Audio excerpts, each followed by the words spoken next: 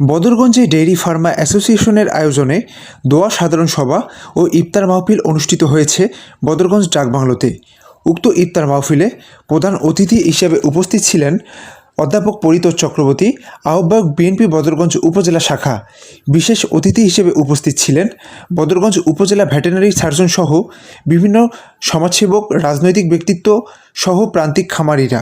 সরকারিভাবে সহযোগিতা পাওয়ার কথা আমরা সব পাই না। আপনারা অফিসে বসে দেখে যান, বদরগঞ্জ উপজেলায় এতগুলো গাভীর আছে, এতগুলো মহিষ আছে, এতগুলো গরু আছে, এতগুলো ছাগল আছে, এতগুলো ভেড়া আছে, হ্যাঁ, এতগুলো হাঁস আছে, এতগুলো মুরগি আছে। মনে হচ্ছে ওনারা বাড়ি বাড়ি ঘুরে ঘুরে সব মুরগি সব। বাংলাদেশের মধ্যে দুগ্ধ উৎপাদনে দ্বিতীয় স্থানে রয়েছে বদরগঞ্জ উপজেলাটি। তাই বদরগঞ্জে নিজেদেরকে সফলভাবে সামনের দিকে অগ্রসরের লক্ষ্যে এবং অন্যদেরকেও উদ্যোক্তা হিসেবে উদ্ধৃত করতে প্রান্তিক পর্যায়ের খামারিরা বদরগঞ্জ ডেইরি ফার্মা অ্যাসোসিয়েশন নামক একটি সংগঠন তৈরি করেছেন।